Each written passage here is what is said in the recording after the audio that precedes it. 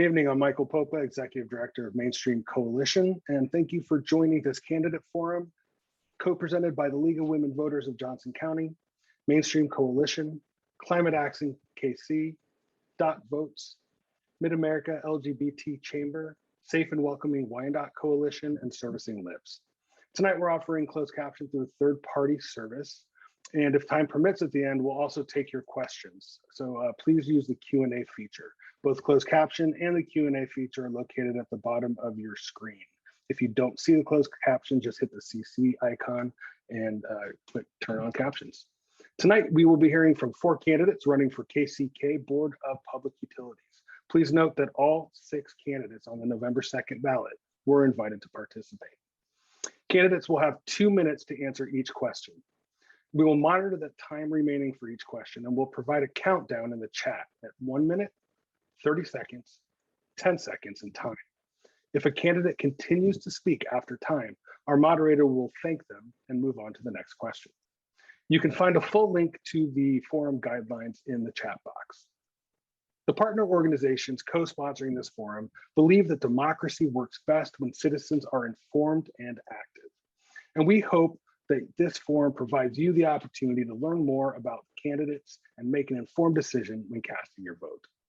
And now, I'd like to welcome our moderator, Amber Adams with Servicing Lips.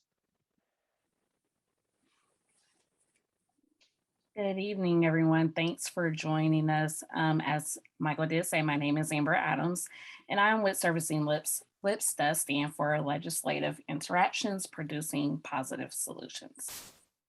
And now we would like to get started with our forum. So we're going to have our first question. And our first question is going to start with Mr. Thomas Groneman. Our first question for this evening is the following. So why do you want to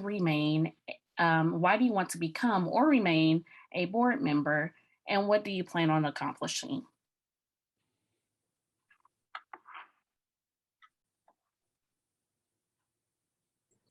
All right, I am the incumbent, so I will be, if I'm reelected, will be remaining on the board.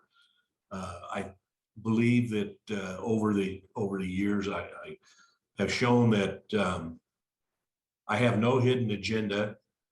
I bring an open mind, thoughtful, common sense approach to the board, and I'm retired and I have time to commit to the board. I believe that over my tenure in public office, which dates back to 1975, I was first appointed and then elected Register of Deeds in Wyandotte County. I've seen a lot of things go on at the Board of Public Utilities, a lot of it good and some of it not so good. When the previous board member decided not to run for office, I was approached by several employees and that board member, and it was asked to consider running for the BPU, which I do not take lightly, and I gave it due consideration and decided to go ahead and do that, because in the past we had seen, or I'd seen, that there have been people who were on the board or had run for the board who were not necessarily, they had hidden agendas, and those agendas were not necessarily to the benefit of the BPU or to the community of Wyandotte County. So that's why I ran, and if I'm reelected, I would pledge that I would continue to serve, no hidden agenda, open government. Thank you. And same question for Mr. Brian Matlock, followed by Ms. Mary Gonzalez. Hello, my name is Brian Matlock, and the reason I got into this race, I was approached by some community members who were fighting because they were facing the prospect of shutoffs, and they had either lost a job or were having ongoing medical issues from COVID. And so they needed someone who had a big heart for the community and the skills necessary to be on the board. And so they came to me because I have a lifelong service to like both working in homeless shelters, internationally doing AIDS and community development, community-based mental health, and currently a community health worker. And it's very clear through all the parts of my life where my heart is, and it's with the community, with the average people who are often suffering and dealing with things, and we need to work with them. I'm also a PhD candidate in economics, and so I have data skills. I'm a great researcher and understand a lot, have already been researching what are all the best practices, what is everyone else doing to help us take a more visionary approach to this. Is something that is owned by the community. It's an incredible asset, and we should be really letting the community be served by this and both have a long-term vision with sustainability and then in the short term have a lot more transparency about how decisions are made and let community members be more involved, as well as like we have to figure out ways to make it more affordable, especially to the most vulnerable, and especially as we're coming out of this COVID economic crisis. Thank you. And Ms. Mary Gonzalez, and we will end with Mr. David Haley. My name is Mary Gonzalez, and I'm also the incumbent for District 1 at-large position for this race. And so I'll just kind of share with you some of the things that I've learned in my service to the utility. I've learned that I have to know it in my heart and say it out loud a lot of times, that the employees of the BPU are the heart and soul of the utility. And you know that they live around the corner from you, down the street. Their children may go to school with your children. They may attend the same church. They live here and they work here, and they're an asset for our community. Also, I think it's very important. I've learned this, and it's very important to answer your constituent or a person that has a question. Answer them immediately. Get back with them right away. They might not want to hear the answer that you're giving them, and they don't always resolve. You can't always resolve every issue, but every problem. But you need to be a good listener, and you need to do what you say you're going to do. Things change. Just be open to that. I'm a retired teacher, so I consider myself a lifelong learner. And in the utility business, there's a lot to learn. It's complex and ever-changing.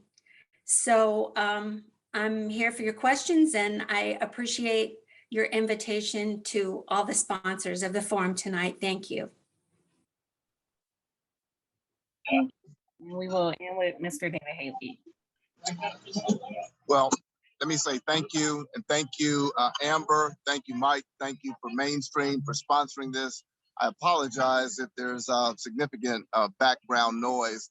I'm proud to be a part of the Fairfax community. We're having the Fairfax Festival here at Call Point, and it's just wrapping up. It's a beautiful day.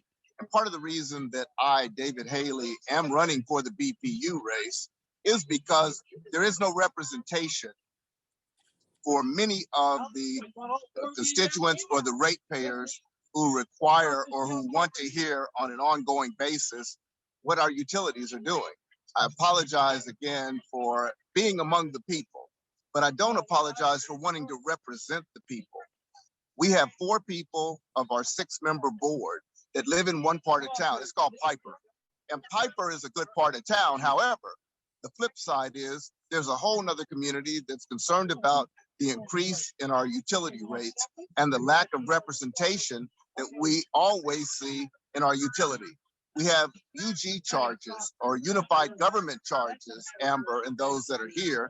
We have those charges that are listed. They include payment in lieu of taxes or pilot fee, the water pollution abatement fee. We have taxes that are disproportionate that make having electric and water in Kansas City, Kansas, my hometown, disproportionately representative of where and what we need to do. So David Haley will be a voice for the rest of the ratepayers beyond those in Piper and Rosedale who currently have no voice on our 6-member board. And thank you again to Mainstream for having, and to the League for having this forum. And I apologize for the for the background noise.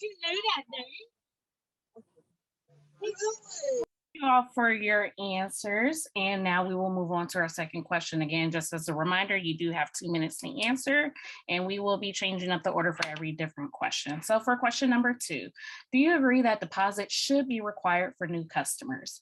Should the amount be evaluated since many customers are unable to pay what BPU charges for a deposit? And for this set of questions, we'll start with Mr. David Haley, followed by Ms. Mary Gonzalez. I'm sorry, could you repeat the question, please? Yeah, no worries. So do you agree that deposits should be required for new customers? Evaluated since customers are unable to pay what BPU charges for the deposit. That's interesting that you would ask that question. That was just posed today. Again, I'm at Fairfax Point, you know, with the confluence of the Missouri and the Kaw Rivers right here at Lewis and Clark. And that was the very question of someone that asked, why would I have to place a new deposit when I've Unfortunately, you hit mute. Try again. into senior living? And so I would say no. There may be some times when someone's moving in where there's a question of credit.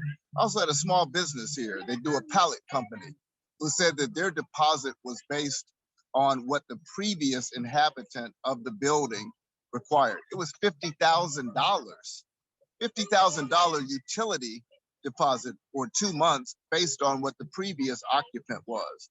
So I think that that should be an evaluation that a responsive utility would have to encourage small businesses and residents to either relocate or to remain in Wyandotte County and not have an onerous bill by way of a deposit, which pays no interest rate usually on it before that's imposed on it. And certainly we have the ability within the utility to adjust that policy and to make it more equitable for those new citizens and for those remaining citizens and businesses that will stay. Thank you. And Ms. Gonzalez. I would probably say that deposits, I think, are a standard practice or a standard part of doing businesses. I know if you want to go rent an apartment, you're probably going to pay first and last month's rent. So I consider them a standard part of doing business, of providing a service.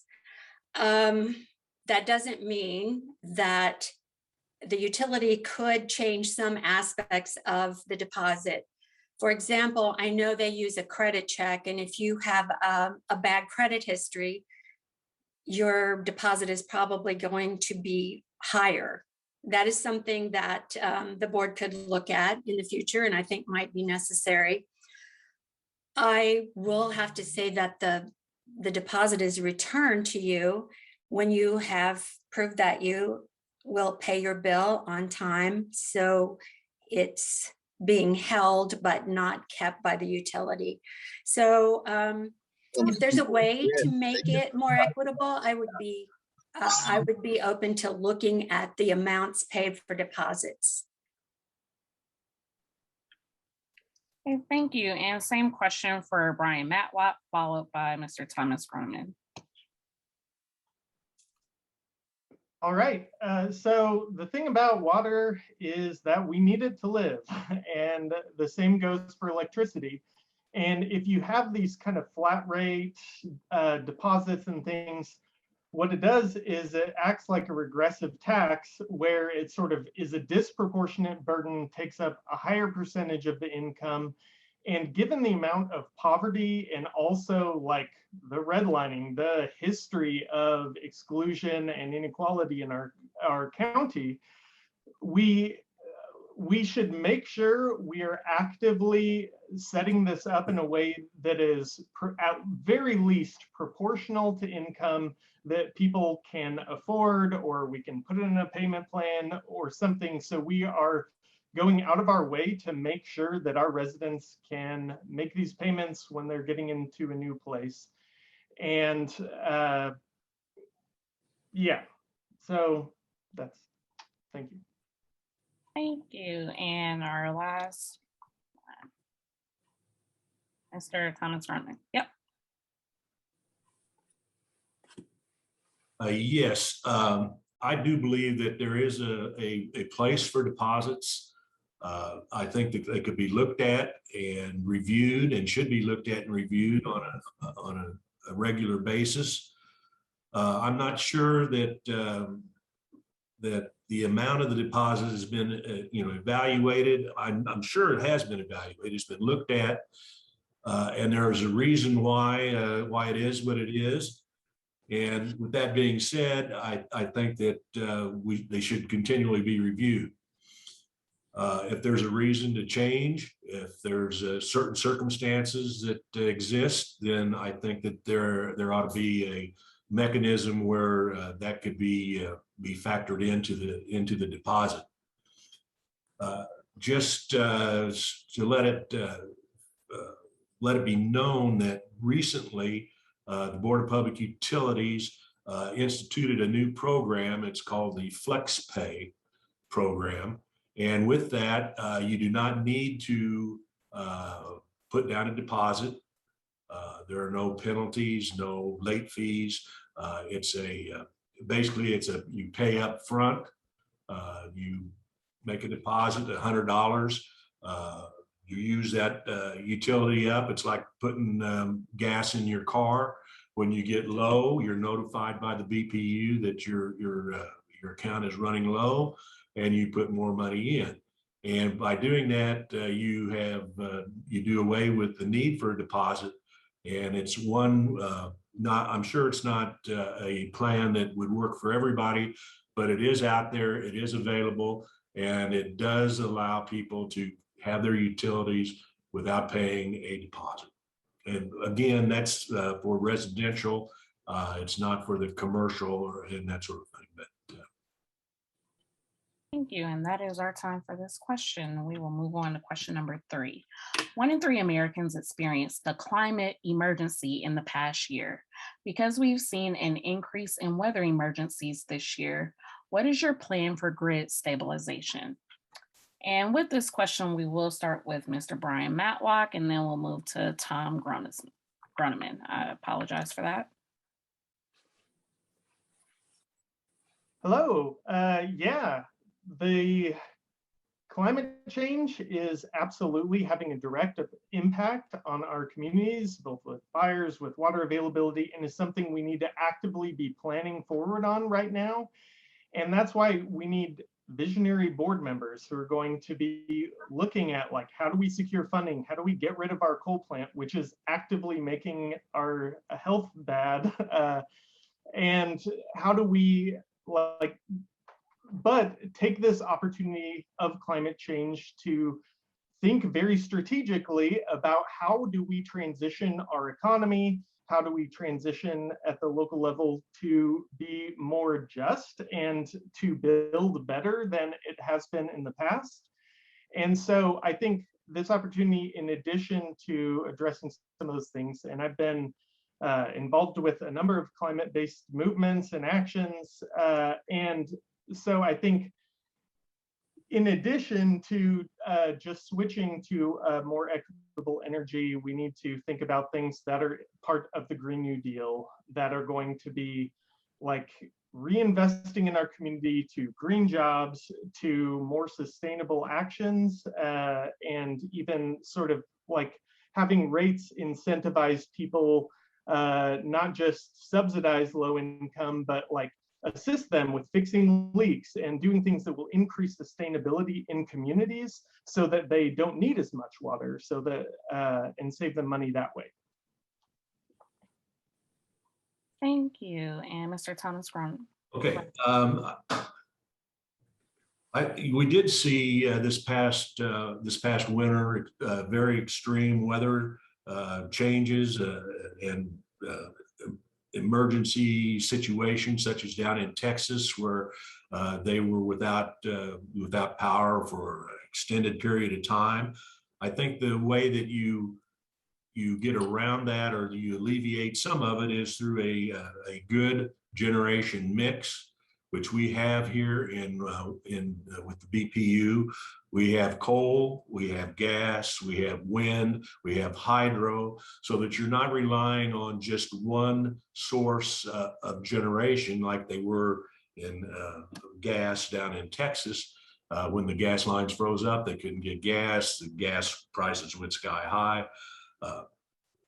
We have a mix, a good mix. We're about 50%, 48% renewable wind and solar, 25-30% coal, 25-30% gas, and the rest is hydro. The coal plant saved our life this last winter when gas prices went sky high, and we're part of the Southwest Power Pool, and so we put everything into the pool, and then we bring out.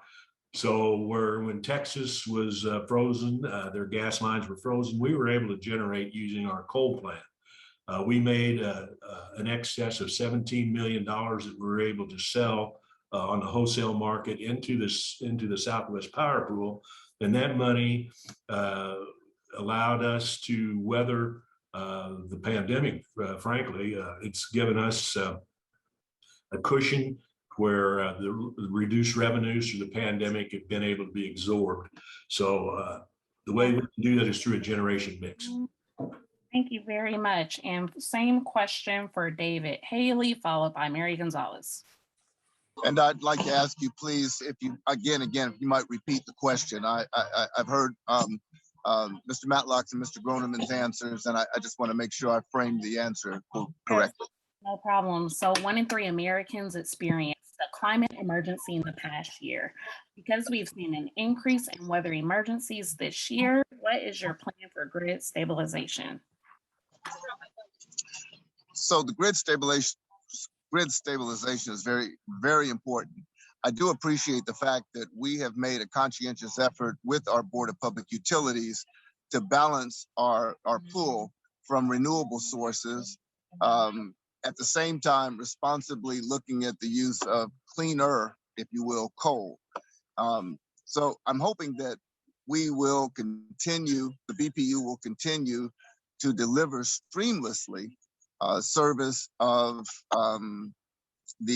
our electric along our electric grid, at the same time having the consciousness that the world is embracing to ensure that we continue to have a higher portfolio that's derived from renewables.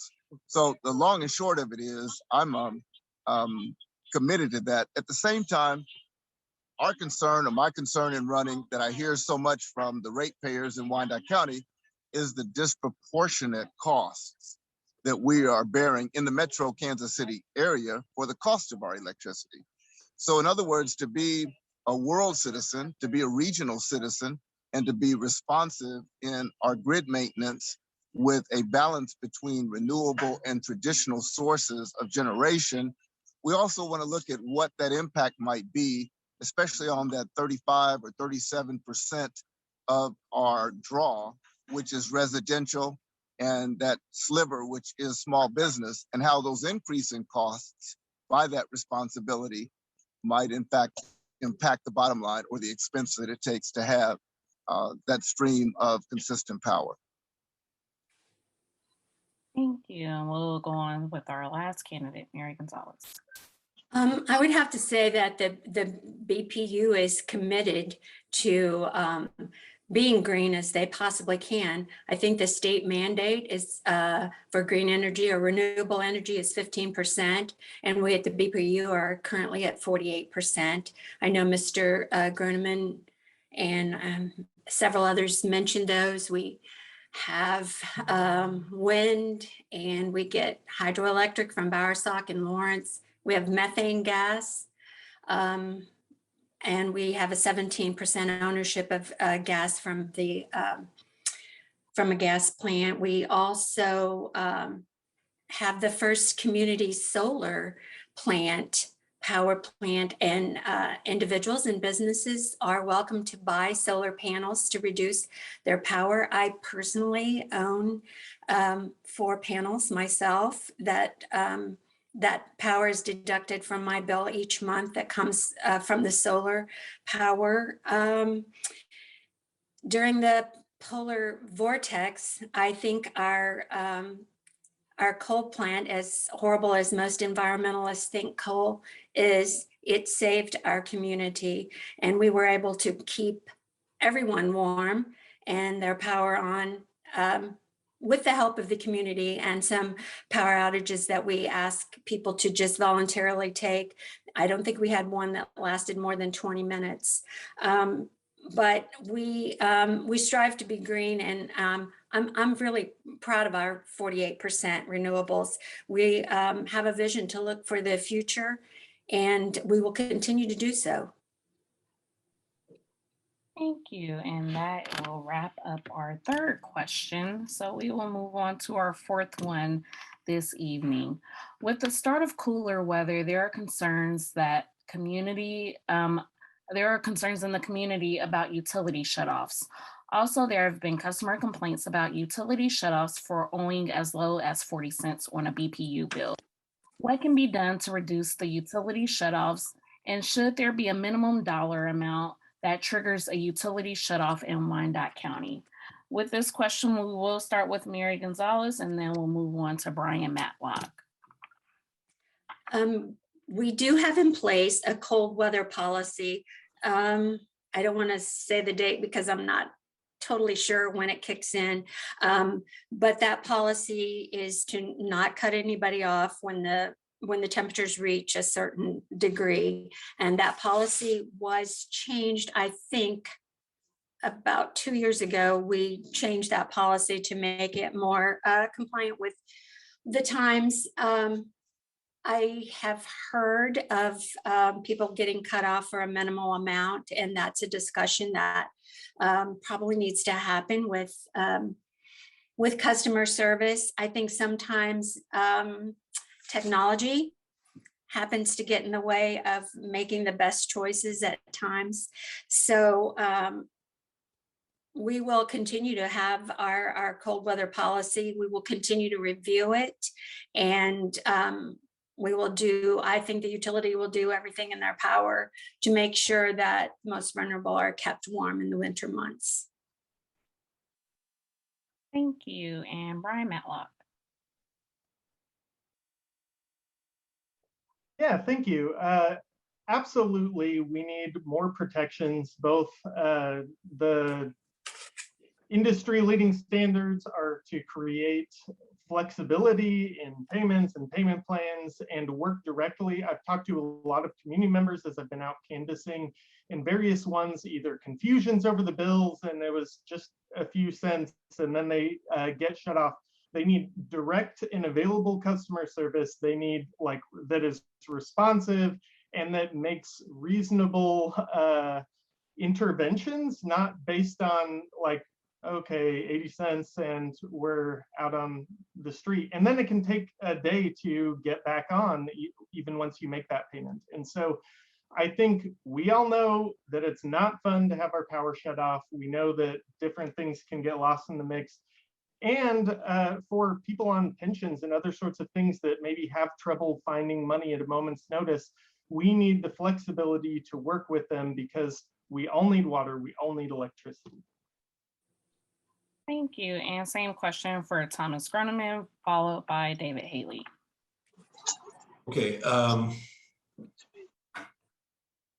With the cooler weather coming on, it doesn't make really any difference whether it's cool weather, hot weather, whatever it is. The utility shutoffs are always a problem. And the fact that somebody's utilities could be shut off for 40 cents or a penny is ridiculous, and that needs to be looked at if that is in fact the case. I think that if it is, and I've heard one, maybe two instances where that's happened, it's been a computer glitch where the computer doesn't determine whether it's a penny or $1,000, but that's something that we can look at and we can take care of, and that we have instructed the staff to do that to make sure that people don't get cut off for that. I think what we need to do, what's more important, is that we work with our customers to make sure that they are in a position where they can get all the assistance that they need, whether it be pay plans. We offer pay plans to the people if they'll just get with the BPU early enough, not wait until the last minute. Majority of the customers can keep from having their utilities cut off. We have utility assistance programs. We through the United Way, we have 2 different programs where we assist people to pay their bills so they're not cut off. We have recently instituted a new program at the BPU where we have dedicated staff to work with people that are having problems to locate the money that is available out in the community, whether it be whatever it is, ARPA funds, CARA funds, so that they do not have their utilities cut off, and they can get the assistance that they need through the funds that are available in the community. And we appreciate it. And our last response for this one will come from David Haley. So I want to make it plain that the only reason that I am running is because of the inconsistencies of policies from within our BPU that makes us almost unlivable or uninhabitable, if you will, as a regional area. I hear from constituents, I hear from ratepayers time and time again that whether it's being disconnected or for a couple of dollars unpaid, or whether it's for the inconsistency that favors the wealthier entities. For example, we had an issue with our baseball team, the T-Bones, that would go for 4 years almost, without paying what amounted to a $700,000 electric and water bill, and they didn't get shut off. But then we have small businesses that can't go a month, who've been in business for years or decades even, and they go a month and are shut off, and they are it's about the equity of policies that David Haley's candidacy is wanting to be about, be it residential, be it small business, be it the voiceless that have not been represented for so long, that make us, the BPU, the bane of the existence of the people that live in Wyandotte County. We live in the shadow of the Evergys, of the KCP&Ls, of many entities that have a regulatory system that cannot hide behind being a municipally owned or people represented utility. Because we elect these members that we're talking about here today, we don't have the protection of the Kansas Corporation Commission to look at the promulgated policies that make common good sense for the people who have to live with our monopoly utility. This is the issue that brings David Haley to the forefront for running for a local office. This is why I'm running. It's the only reason I'm running, is to have some continuity with policies that make sense when regulated by and for a for-profit entity, to kind of make sense for our not-for-profit entity called the Board of Public Utilities. Great response. We appreciate it. So now we're going to... I'm sorry, you hit a nerve. I could have gone on forever. Okay, I apologize. That's why I'm running. Well, it's okay. I'll stop everybody. So just to give transparency, I'll stop everyone at time when I see that there's time. But we will. Thank you, Amber. I apologize. So for our 5th question, BPU has contractors working as janitors, electric linemen, line workers, electricians, computer programmers, IT, and other personnel. What would be the criteria for determining if that position should be filled by an employee or a contract worker? And so for this question, we'll start with Mr. Tom Groneman, and then we will move on to Brian Matlock. There are certain positions within the BPU where we absolutely must have contractors. These are people that are working on the high voltage lines, or they may be that there's equipment out there that costs $1 million, and we as a utility just cannot afford to purchase that. So we need to go out and contract with the larger electrical companies who come in and do that type of work for us. Other work, we are constantly reviewing the contractors, and our as a board, our instructions to the general manager has been, we need to cut contractors. We need to get rid of as many contractors as we can and get the jobs into the hands of Wyandotte County citizens where practicable. And I think that that's what needs to be done. We need to consistently review where we are with contractors, and if it's absolutely necessary that the job is be contracted, that's one thing. But if it's a job that can be performed by someone that's not a contractor, then we need to move that into a regular position with the BPU if it's needed. Thank you. And Brian Matlock. The main thing we should be focusing on here is cost efficiency, spending each dollar, thinking about what's going to lower rates, what can we do? And yeah, sometimes it's not efficient to have on hand like extremely specialized people and equipment. And so as much as it is benefits the ratepayers, I would definitely agree with that. We want to be actively recruiting and getting qualified good teams so that especially people who live here, who will be spending money here, who will be contributing. And so I think that's the main thing we should all be focusing on. Same question for Mary Gonzalez, followed by David Haley. I too believe that it's efficiency that we need to focus on, and we will, as board members, constantly review contracts from contract workers. As Mr. Groneman said, there are some highly skilled, highly trained, expensive equipment that we do not have. And those jobs usually go out to contractors, the highly skilled or expensive equipment ones. We also contract for our tree service, but our tree trimming service, and that takes a lot of equipment and a lot of time. We actually have an arborist on staff, and since he has started, we have really made that whole contract a lot more efficient, and it's really helped in our reliability as well. But I would just reiterate that efficiency is important and review of contracts is very important. Thank you. And David Haley.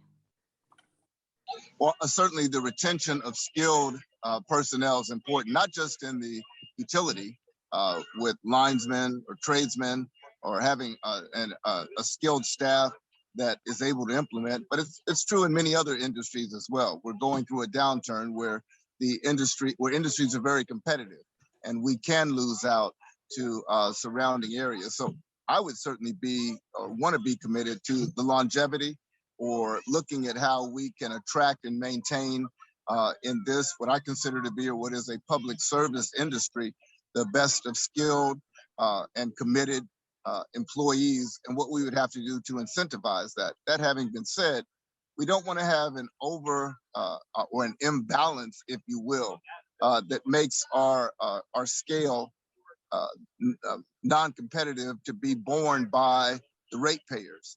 There was a study done, it's on Sentinel KSMO, that's an online newspaper, Sentinel KSMO, that spoke to how disproportionate some of our staff salaries were. That was in October of last year, 2020. And I invite you to go and to look for that online.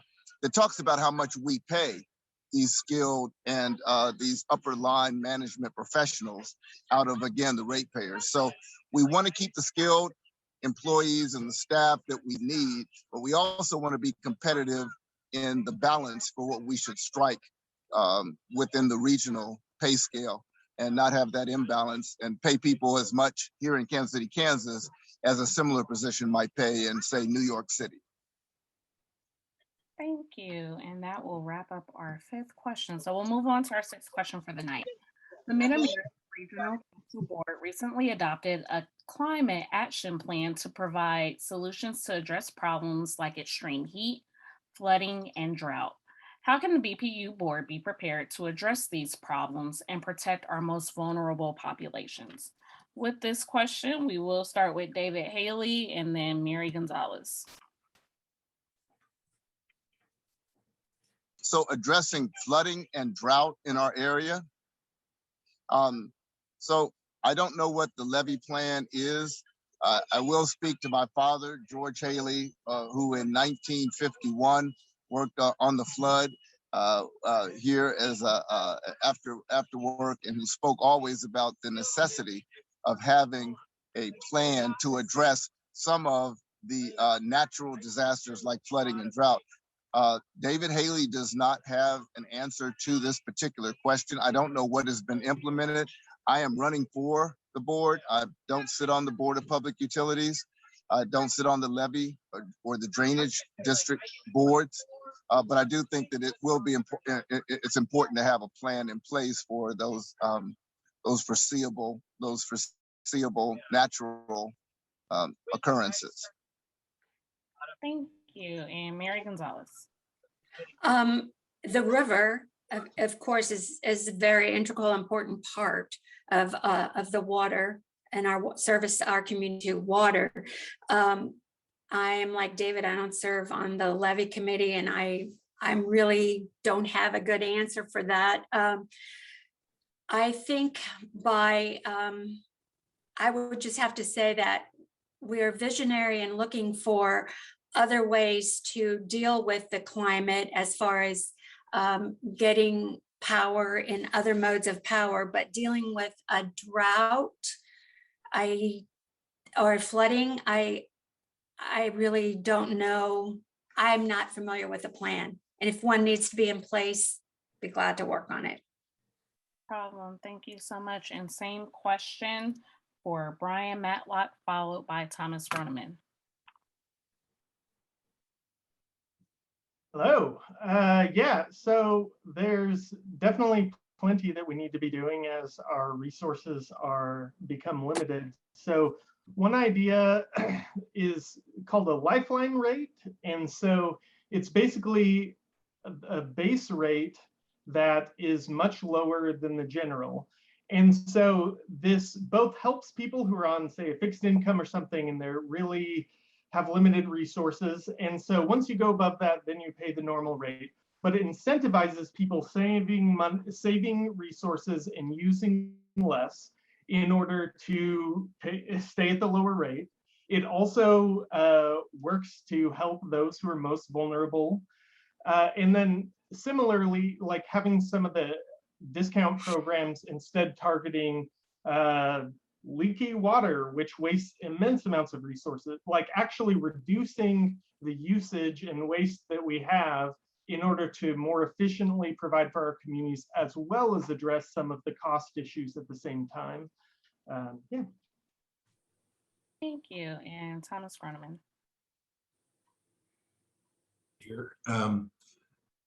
In addressing drought and flooding, and I would say that the BPU has contingency plans for everything else. I would be very surprised if they did not have a contingency plan for flooding and for droughts. I know that in 1993, I believe, when we had the flood, and I was filling sandbags and in Indian Springs parking lot, that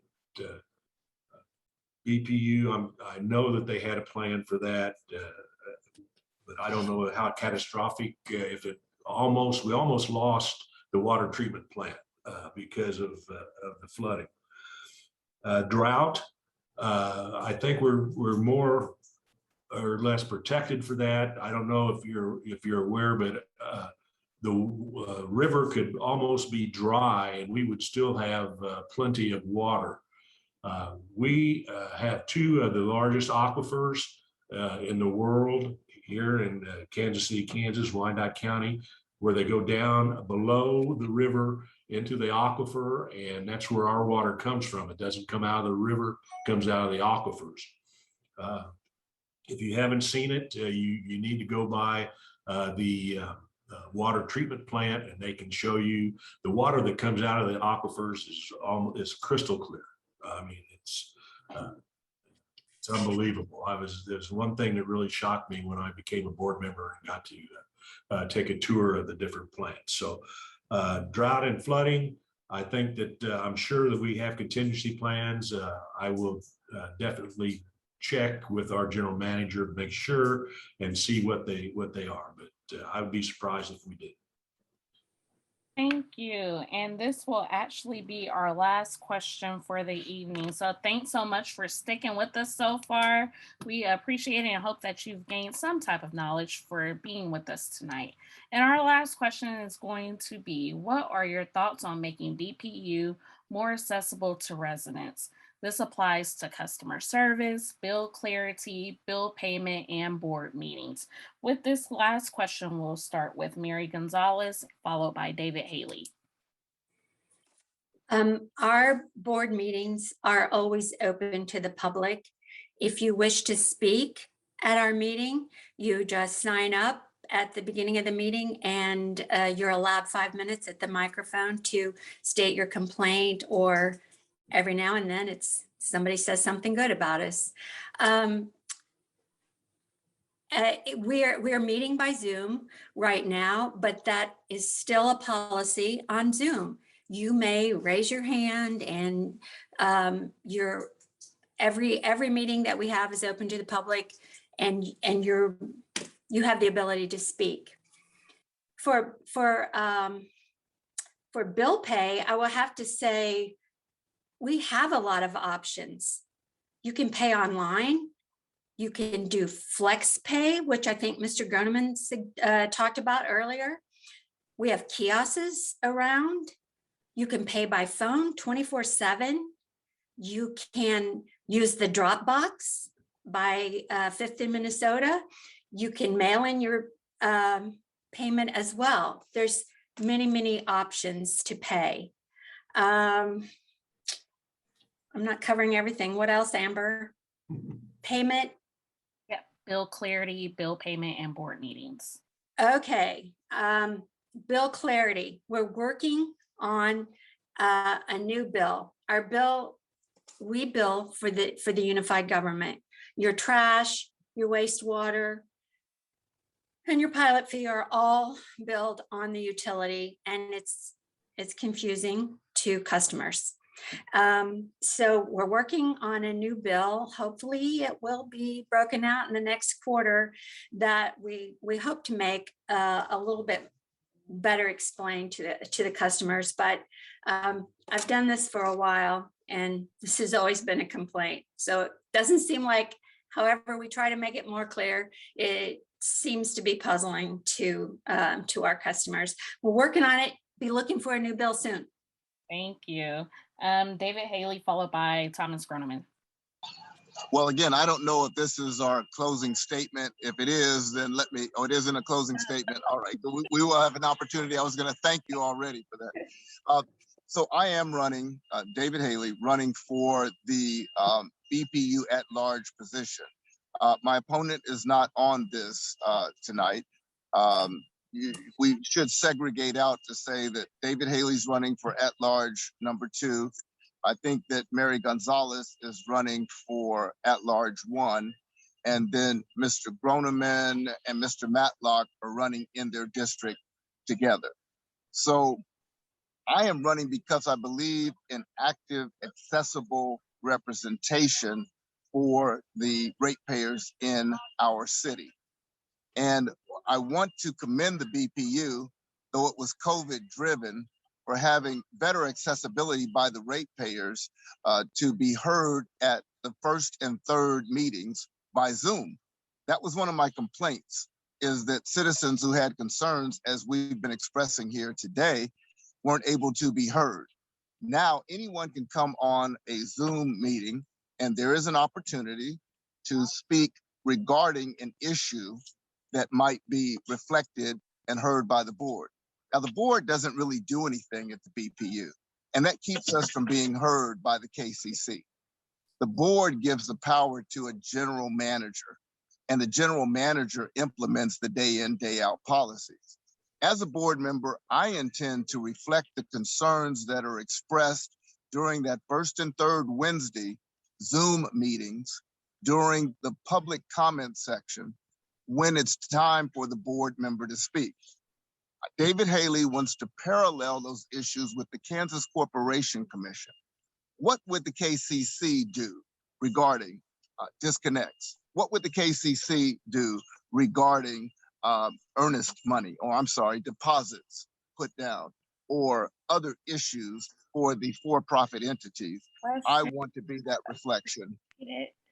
Thank you so much. So we are going to end this question with Thomas Groneman, followed by Brian Matlock.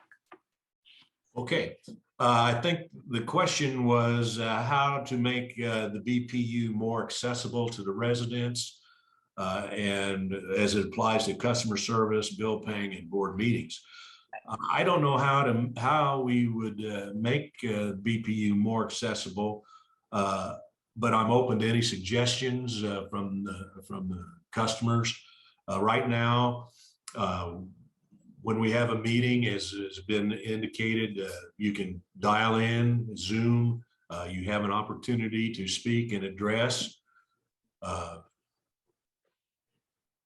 I hope that if we go back to in-person meetings, I'm sure that we will carry that over. And not only will the customers be able to show up in person, but they'll also be able to Zoom in and make their comments that way.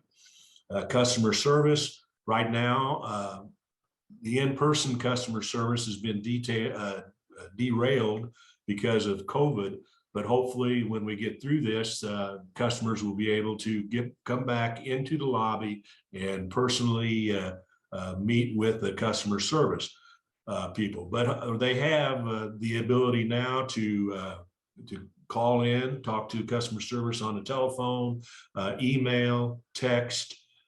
So they are accessible, and customer service is there to assist our customers. Bill paying. We have, you can pay your bill online. You can do it by mail. You can do it over the phone. You can make payment. You can go to the bank, make it in several of the banks. We have kiosks around town and grocery stores and different businesses where you can make your bill, pay your bills there. We have a drop off at the BPU headquarters, and there's paperless billing. You have the ACH direct bank accounts, taking it directly out of your account. So we have level payment plans. We have up for us. We appreciate it. We're going to end this question with Brian Matlock, and then we'll move on to closing responses. So once you're finished, then I'll give the order for our closing responses. Yeah, one of the things that I think, first off, with meetings, they should post the recordings online. Like, I wanted to revisit what happened there, and like lots of other branches of government do that to have full transparency, and that would help a lot. Not everybody can make it. Some people are working, some people have kids. So that would help with accessibility. Also, having a place for public comment about policies that are being considered. I know I've been in a meeting in the past. I'm an economist, and they were considering dumping a bunch of money in private developers for no good reason while the real estate market's already on fire. And I wanted to bring my expertise to bear. And I sat with my hand raised the rest of the meeting. And so it would be nice if it's hard to know even what the practice of talking at the beginning is even for as a community member if you can't participate in the leadership of this communally owned resource. So, and then we need to be doing outreach. That includes language to our Spanish-speaking residents. They're all paying, they're all part of the system. Outreach to people with disabilities and agencies like, okay, what do you need to help this bill pay process be accessible, to be able to be easily read, understood, participated in, and meeting similarly? Like, are there anything we can do to make sure we are accessible to your community? And that's sort of like going to the people and listening and asking and doing specific outreach is a big part of that. And then the government fees, like basically Whiteco government is too afraid to raise taxes or to do whatever. And so they put these fees like the pilot. And basically, it's a regressive tax. It hurts the poor disproportionately, like it's a much higher percentage of their income. And so we need to take some of those off, and that both means like a BPU board that's willing to do it, as well as getting a county commission that's willing to make some of those changes. That is our time for our final question this evening. Again, before we close, I just want to say thank you all for joining us again. For our closing remarks, each candidate will have 1 minute each, and we'll actually go in the order that we began with for our first question. So Thomas Groneman will go first, followed by Brian Matlock, Mary Gonzalez, and David Haley at the end. As we come to an end, again, thank you all, and I will turn it back over to Michael from Mainstream Coalition after the candidates are finished with their closing questions. If reelected, I will continue to strive to maintain and make sure that we have a stable and competitive utility. Be diligent in controlling costs, while pushing for improved efficiencies. We need to build a strong relationship with labor, make sure that we are retaining the employees that we need to retain, and that we are recruiting qualified employees so that we can continue to have a safe and reliable utility. I think we should increase our stakeholder engagement. We need to get out into the community, talk to the stakeholders, find out what it is that they need and what would be beneficial for them. We started that. We had some focus groups right before the pandemic hit. I hope that when this all gets past us, that we can go back and conduct some more focus groups with these individuals, so that we can find out what it is exactly that they're looking for and what they need. We need question for Mr. Groneman. Thank you so much. Brian Matlock. Yeah, I just want to make sure my heart and my work and my passion is with community members, with struggling people, with making sure that this community resource is serving the people, it involves the people, it includes the people in decision making, and has their best interests at heart. I want to use my skills as an economist and focus on adding the transparency, equity, and sustainability as like really forward-thinking goals for our county. Thank you. Thank you. Mary Gonzalez, followed by David Haley. First, I would have to say that this is a municipal utility. It belongs to our community. I would never vote to sell it or to have it to go under the KCC. We're interested in Main Street and not Wall Street. I would work to accomplish a professional and ethical BPU. I would work to make sure that our rates remain competitive. I would work to make sure that we continue to provide safe, clean drinking water and reliable power. I would do all of these things with honesty and integrity as I have in the past. I'd appreciate your support and your vote on November the 2nd. Thank you.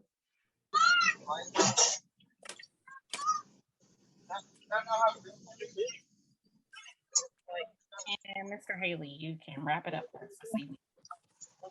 Again, Amber, Michael, those who are on and those who will follow, thank you for this. We don't have enough forums right now anymore. We don't have enough candidate forums to talk about the issues that are so important to us. So again, my name is David Haley.